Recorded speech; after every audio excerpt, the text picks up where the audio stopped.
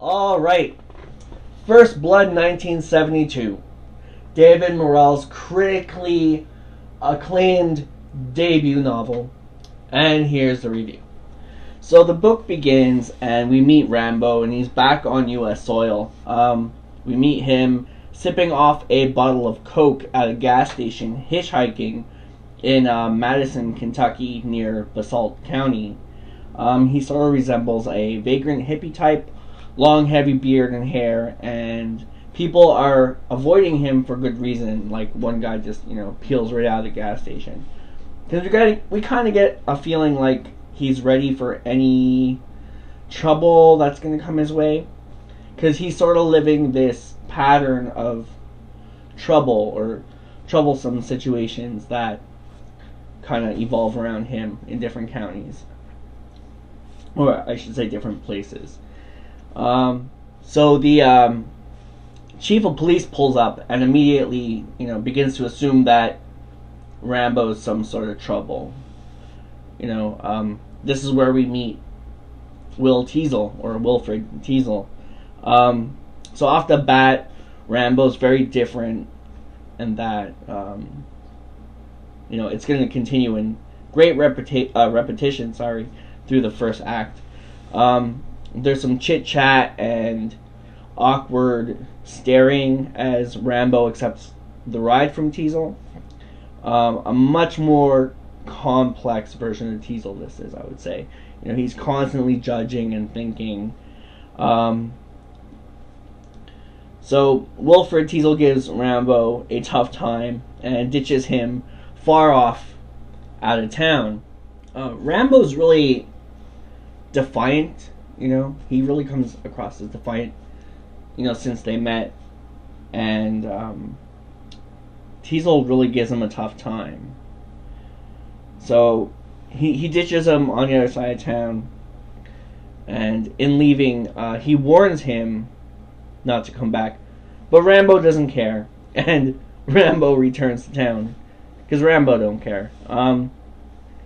So Teasel finds Rambo at Merle's diner, and size-ups begin between the both of them. We learn that Teasel had fought in Korea and has a fine taste in handguns. So there's a lot of size-ups. We get Teasel's famous matchstick snap, and the conspiracy begins between them. So we can tell that Teasel's very judgmental at just by the way he looks at his surroundings, at various things in the diner, just how he reacts to, his outbursts and how other people perceive him in the place, and he kind of tries to smooth it over like he's just a good old guy. But we can tell that he has other intentions, and we can tell that those intentions are,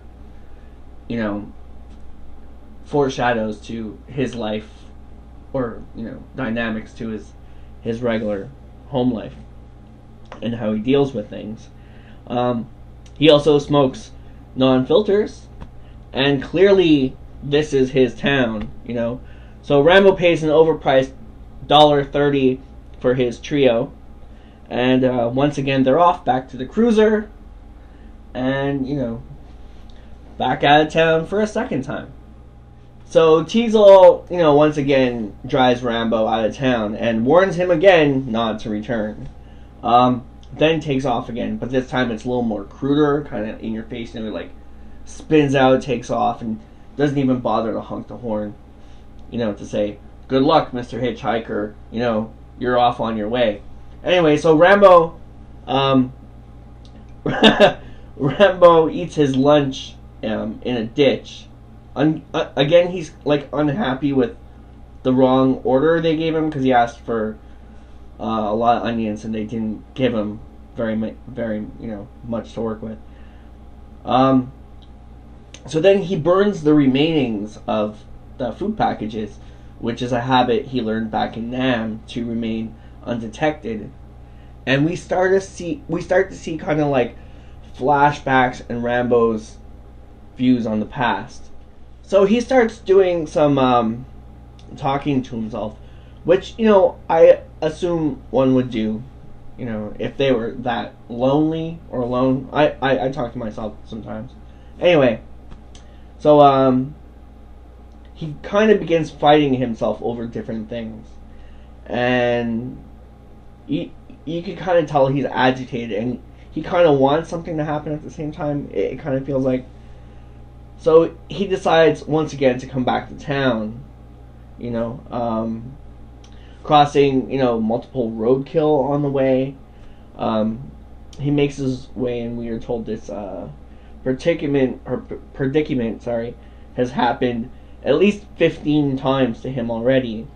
And he makes his choice, and it will, inevitably change his life forever. He kind of develops this weird sort of yin-yang friendship relationship with himself and in his mind. So Rambo comes back to town again, and Teasel this time is ready for him. Like, he's surprised when he kind of figures it out, but he's waiting for him in the end. And we can tell that Teasel is having, some marital problems. Like, he calls into the station and asks Shingleton if there's any, like, updates on his status and whatever. And he's kind of annoyed at everything, because he can't really seem to find his own peace within himself. So he's kind of just annoyed with everything that's going on around him. We kind of get that kind of feel. Like he's willing to do anything to escape the dealings of what he's going through. And he's separated, right? So anyway, that will do it. Like, women have a very strong effect on men. So he kind of forgets about Rambo for the moment, and he goes back to the station, where on the way he runs into Rambo, unexpectedly yet sort of expectedly, So he orders him into the cruiser, and there's a bit of a mental scuffle going on. Upon, watching Rambo in town, Teasel caused a traffic accident. So he tells Rambo that he better get in the back of that car by the time he's done dealing with the accident. So then he he wrongly accuses, using the law, and blames the other driver for his caused accident. I guess not to make him look bad or whatever, because it is Teasel's town, He's the cock of the walk in this motherfucker. Anyway, and I hate, like, when police do that, when they, like, fucking, put the shit on us, and it's really them. Like, yesterday we were coming back home from my sister's house, and me and my girlfriend Mel, she's fucking awesome. The best person in the world. I love you. You give me so much inspiration. I wish you were home from work already, because I just want to love you up. I miss you. Anyway, so we saw, like, this one accident, and then we were driving. Like, the police were, like, in the middle of the road, like, not parallel, but kind of like, like right on the line, kind of diagonal. But anyway, so there was, like, an accident, and then we were driving, and as we were driving, we saw a police car shoot by us, and then later on down the road, we saw a police car smash into a truck.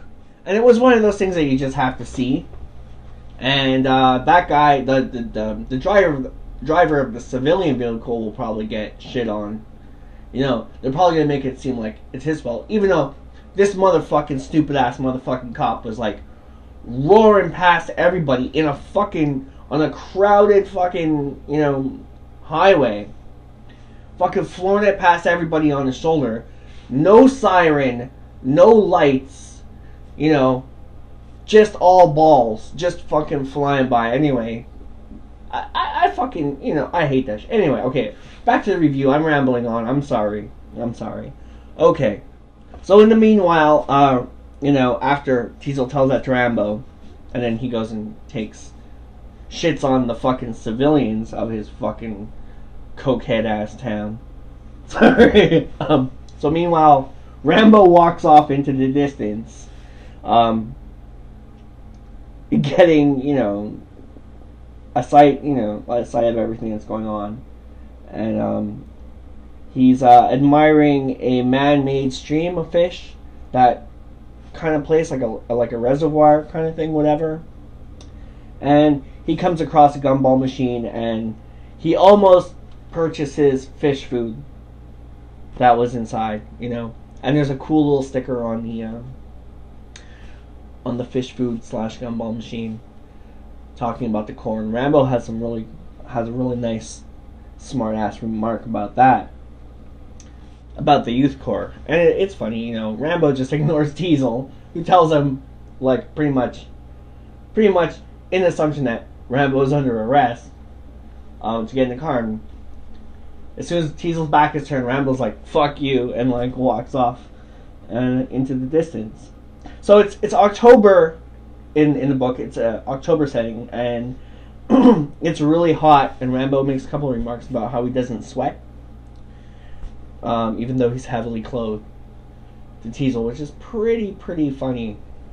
When Teasel comes back to him, we can tell that Rambo's pretty disaffected.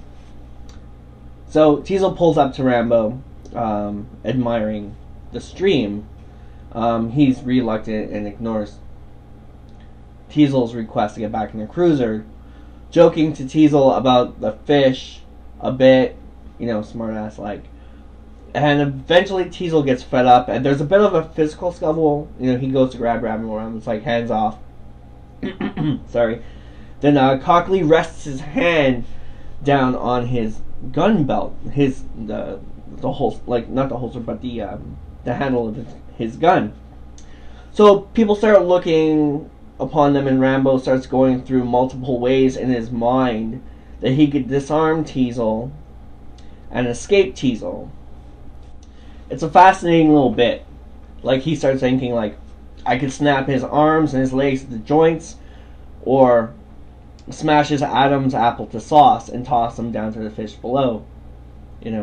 Wouldn't that be a treat for the fish? They would have something really to snack on, right? So anyway, so Rambo begins to kind of gain control, thinking about the damage he's already caused in other towns. So he's kind of like, it kind of gives him satisfaction for now, knowing that this guy has no idea what he's up for if Rambo does decide to snap.